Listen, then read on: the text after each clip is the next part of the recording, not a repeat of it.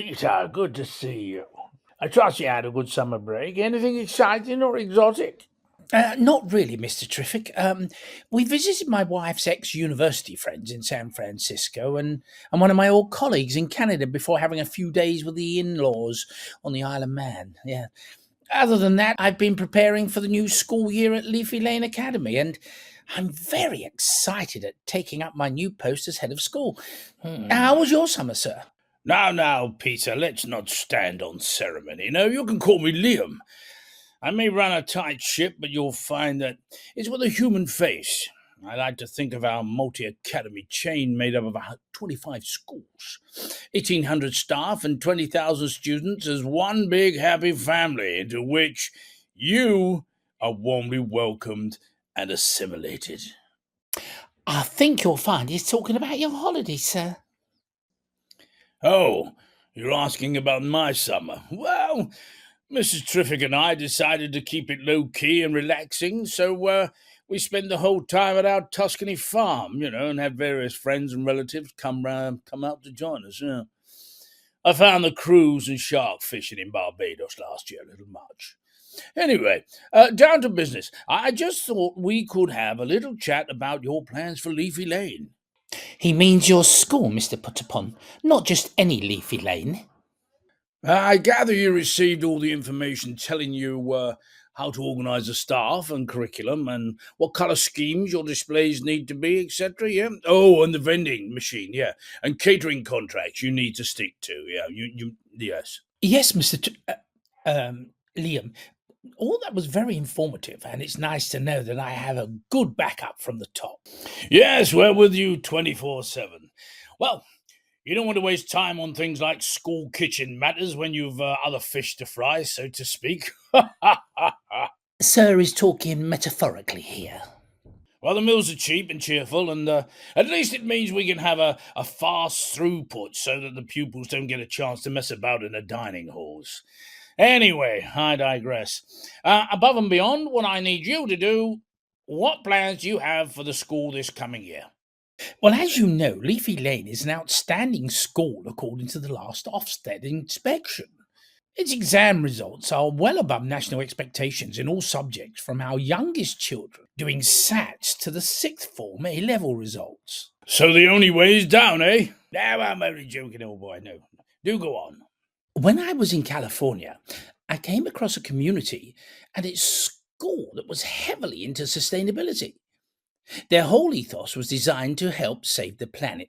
By the way they ran the school, it operated the curriculum and how this fitted with sustainable lifestyles more generally in its community. I thought this might be a funny American thing, so when I returned to the UK, I did some research. And it seems we have schools like this as well. Hmm. Sounds a bit hippyish to me, Peter. And what about the exam results? Strange as it may seem, Liam, these schools had great results like ours. But they also had some added extras, such as improved critical thinking skills and understanding of human rights, which I'd like to see implemented at Leafy Lane. Well, before we start talking about these added extras, I think you might find it best to carry on like your predecessor. Yeah, Colin compliant. After all, as the saying goes, if it ain't broke, why fix it, eh? An excellent maxim, sir. Colin had made sure that we taught the basics to the younger ones and coached the older ones for the exams very successfully. He also ran a tight ship and made sure any troublemakers were excluded and any pupils who struggled had access to a counsellor or performance coach. What's not to like? Oh, please bear with me, Liam. From what I've seen, schools that have an embedded sustainability ethos are happier places for staff and children. They have motivational curriculums, excellent pupil voice opportunities, and work with their communities to bring down carbon and water footprints and drastically reduce waste. They also retain staff more readily and think globally whilst acting locally. For example, steady on, Peter. Before we get to your examples, I feel a slight edge of criticism in your analysis of what Leafy Lane needs. May I point out to you that Leafy Lane is part of a bigger academy picture? We always need the bigger picture. Yes, and we need a certain amount of conformity to maximize the efficiency of our operation. And for your information, this includes a lot of sustainability. Why, only last year we had solar panels fitted to all our buildings, and these bring in a pretty penny for the Academy Trust to the extent we can afford to subsidise the poorer children on the ski trips. Oh, I do love a slippery slope. So, if you intend to throw various babies out of the bathwater, you may need to think again. It's not a case of throwing babies out of the bathwater, Liam. It seems to me that sustainability goes above and beyond solar panels and ground source heat pumps and things like that. Does it really, sir? And you need to think about what you're spending the extra money on, because things like skiing trips and extra stuff in general have huge carbon footprints. And perhaps we should be asking ourselves whether in these days of climate emergency, we should be part of the flying culture. My dear Peter, you just told me you jetted off on holiday stateside. Don't you think that smacks of hypocrisy on your part? I can see why you think that, Liam.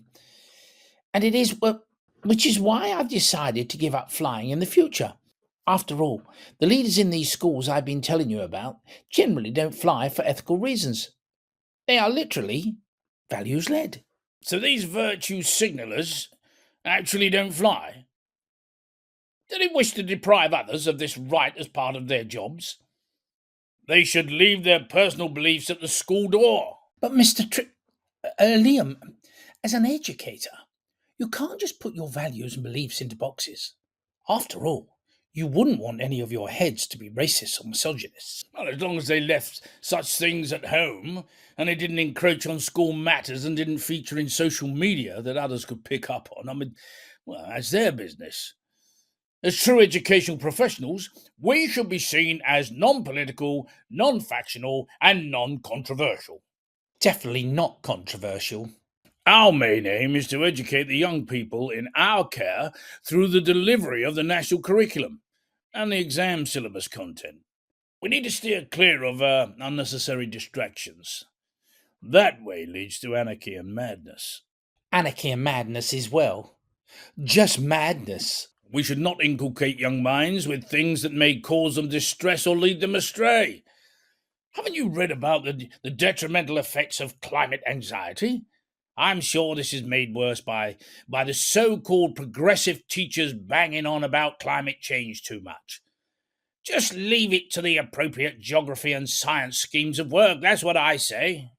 But surely, Liam, we can't ignore the climate emergency and the desire of young people to do something about it. It's these sustainable schools I've been telling you about. They do lots of practical things to address it, involving all the pupils. This helps to alleviate the anxiety because pupils feel good about being part of the solution. What can a mere school do to address this sort of issue? I certainly had no trucks with the pupil strikes a couple of years ago. Gave a lot of them unauthorised absences. Serves them right. We need to wait for the boffins to come up with something. Mirrors in space or some such thing, you know. In the meantime, we need to get on with teaching the pupils useful things. Yet, that will help them get into university and to keep our economy growing. Without increased GDP, the UK will be dead in the water. But Liam, we can't just have more GDP growth on a finite planet. It just doesn't make sense.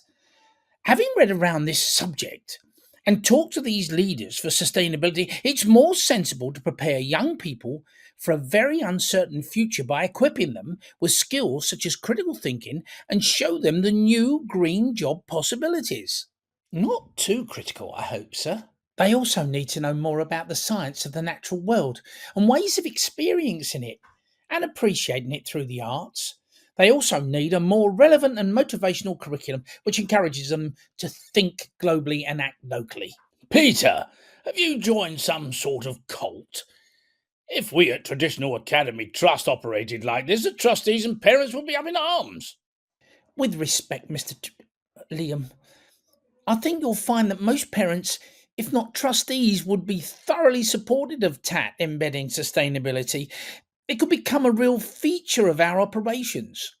The young people could have more agency and help us to run things along sustainable lines. Sounds a bit dangerous, sir. Sort of the lunatics taking over the asylum. For example, one school I looked at made sure they procured free trade things, switched their bank and insurance companies to those that didn't invest in fossil fuels, and took over their own catering so they could source local food, cook it on the premises, and make dining a pleasure rather than a production line process. Production lines are efficient, sir.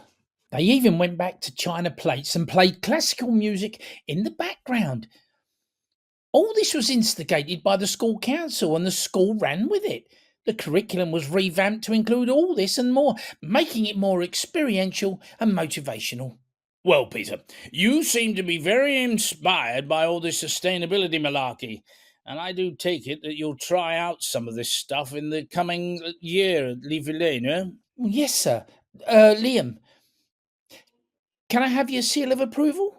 Well, I found this conversation very enlightening, Mr. Put-upon, and I'll give it some thought, and I'll get back to you as soon as possible, yes.